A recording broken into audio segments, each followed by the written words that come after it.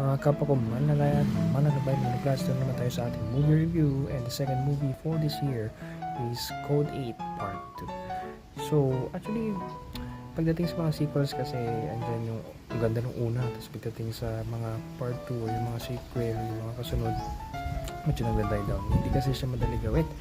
So,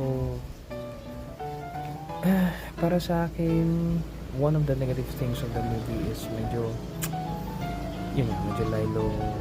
Story-wise, it's good. Drama-wise, it's good. Action, hindi kasing action ng una. Para sa akin lang. Pero story-wise, actually, para na nga siyang stand-alone. Kasi may timescape, tapos tinuloy yung kwento. So, para siyang stand-alone. Ang naging parang pang-connecting tissue lang nila is some parts na nangyari ng una, mga characters. Yun. And I believe, based dun sa ending, there is a large possibility na maka part 3. Yun lang naman. Quick lang.